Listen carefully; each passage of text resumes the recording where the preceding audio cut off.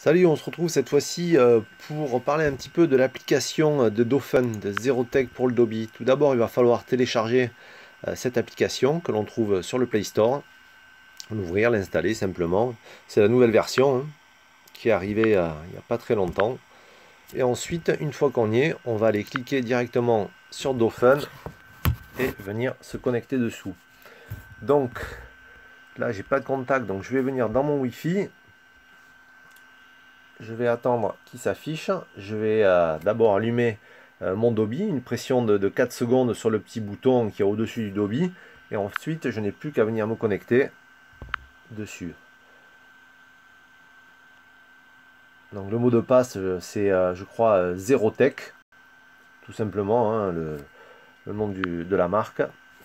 Et ensuite, on arrive normalement sur l'interface, voilà, avec le retour vidéo. Donc là, je suis à l'intérieur, hein, dans ma petite maison. Je vais le mettre comme ça pour avoir, voilà, que ce soit un petit peu plus... voilà, le fond d'écran, il n'est pas top, mais bon. Voilà, on va parler surtout des fonctionnalités qu'il y a sur cette application.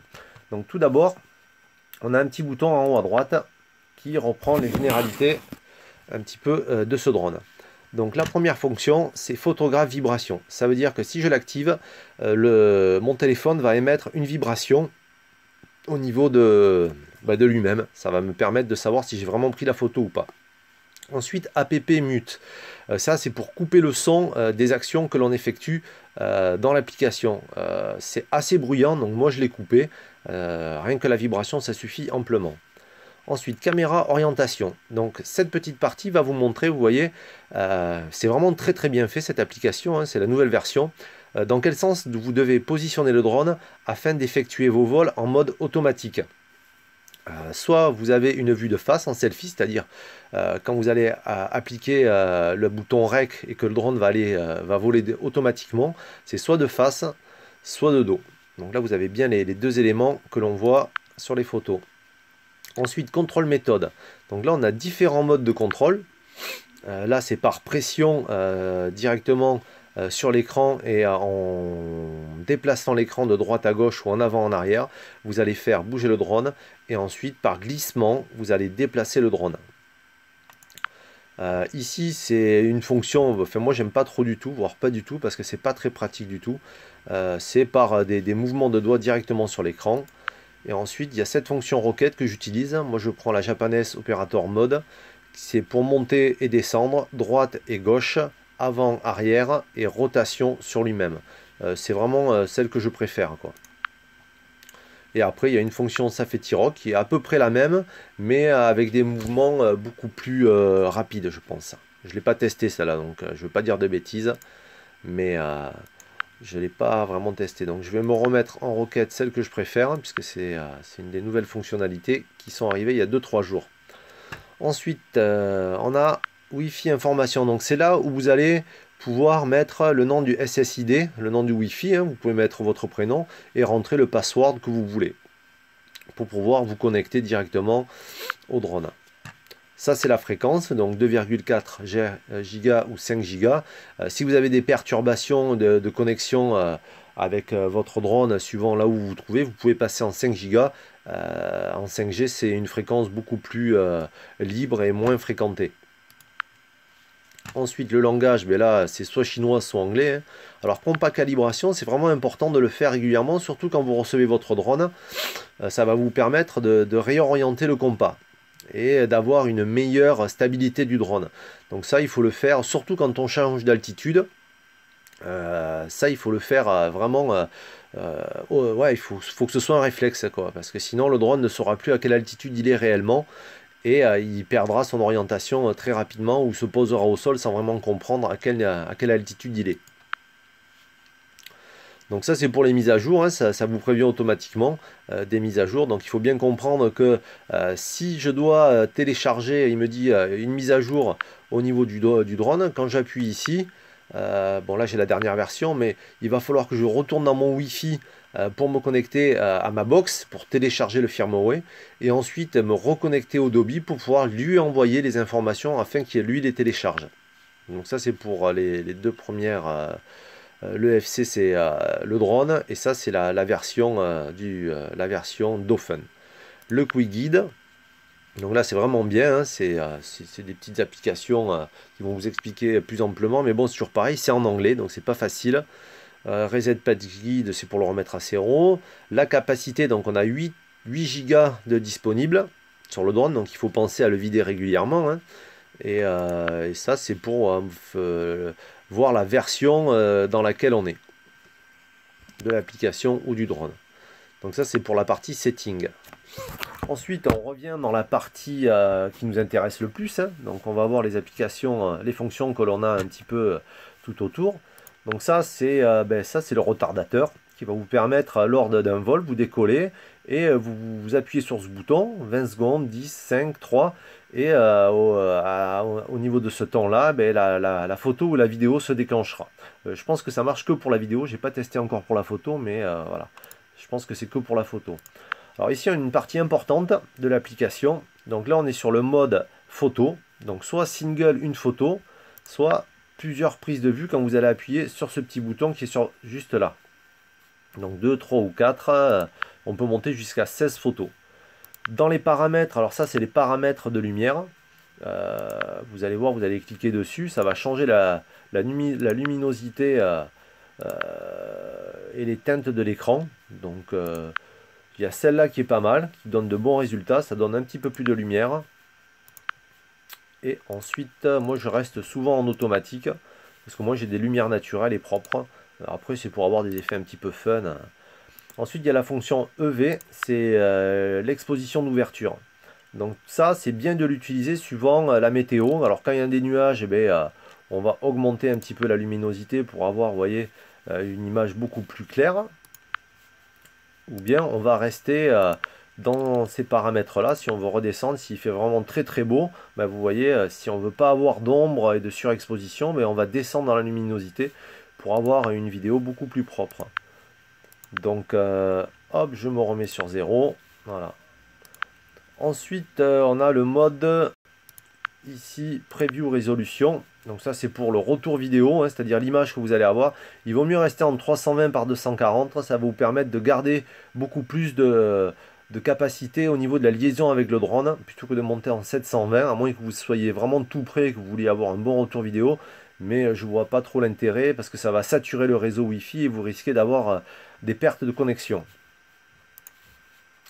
Ensuite, dans la version setting, donc ça c'est le ACE, c'est une partie importante de l'application. Alors ça c'est les angles de vol par rapport à la caméra d'orientation. Vous savez qu'à l'avant du drone, on peut bouger la caméra. Et en fait, c'est ce qui va vous donner l'angle de décollage du drone. C'est pas affilié à la caméra, hein. On peut garder une caméra avec un angle de 0 et faire un angle de vol à 45 degrés ou 67 degrés. Ça, c'est pas vraiment important. Ce qui est important, c'est surtout de savoir où est-ce que vous allez décoller et dans quelle direction. Faut bien regarder qu'il n'y ait pas d'éléments autour qui puissent gêner justement l'orientation du drone et qu'il aille taper dans quelque chose, quoi. C'est vraiment top pour faire des vidéos un petit peu originales et d'être sûr que le drone part dans un certain angle et qu'il revienne. Et pour les selfies aussi c'est top, quoi, parce qu'au moins vous pouvez prendre des angles de vue vraiment nickel.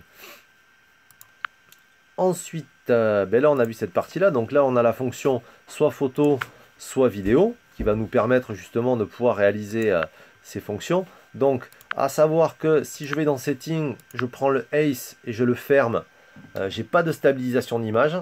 Vous voyez, là l'image elle est brute, elle est en 4K. Donc après on pourra, si on est bon, la restabiliser via un logiciel sur son ordinateur. Par contre, dès que je l'active, vous voyez, ça fait un zoom sur l'image. Donc et ensuite, vous voyez, il y a comme un cadre qui va se former. Bon là c'est normal, il est énorme parce que j'ai pas activé le GPS et il n'y a aucune fonction, il vole pas. Donc là on voit vraiment ce que ça fait.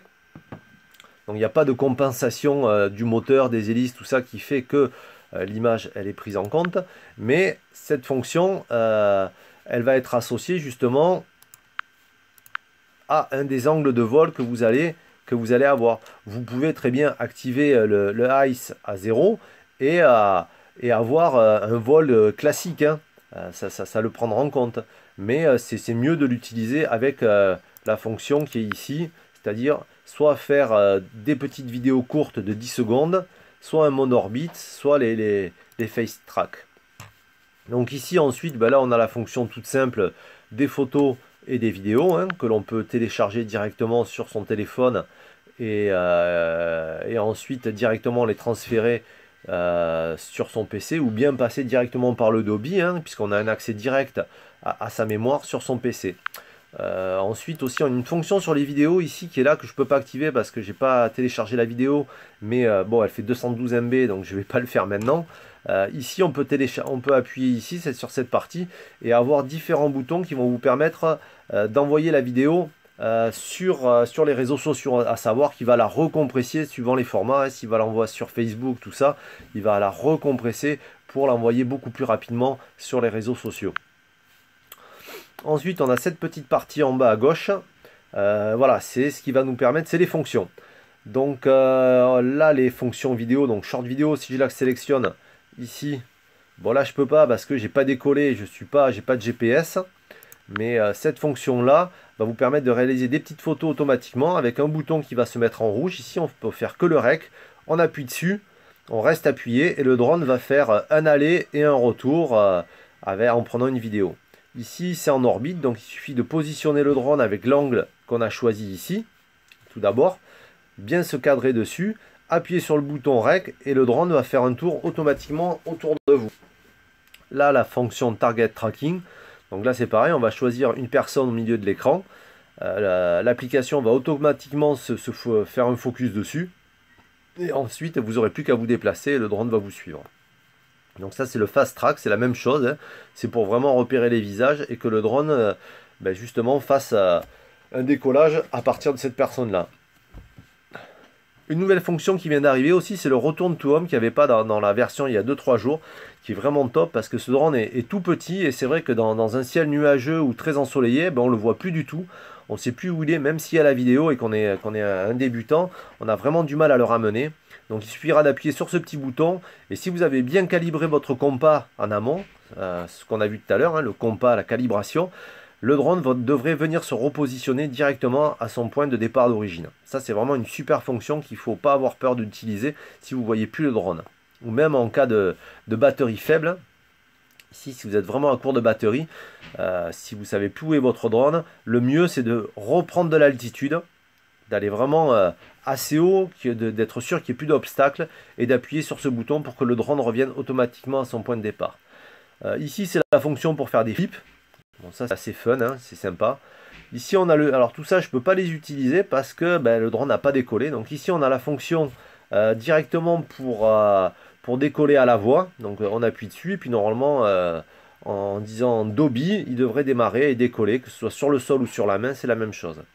Ici pareil, c'est le décollage. Donc quand on appuie dessus, bon comme j'ai pas les GPS, vous voyez, il y a vraiment beaucoup de sécurité, il ne peut pas décoller, à moins que je choisisse la fonction Indoor. Et là, si j'appuie dessus, je peux choisir si je démarre de la main ou si je démarre du sol directement. Ça, c'est vraiment top, quoi. Ensuite, ça ici, on a la fonction account. Hein. C'est vous voyez, pour aller sur son login et se déclarer et poster des vidéos. Ensuite, ici, on a le la fonction Wi-Fi, c'est la qualité du signal. Donc le drone, apparemment, moi j'ai réussi à monter à 35-40 mètres, mais dans la nouvelle version, apparemment, ils l'ont bridé à 30 mètres.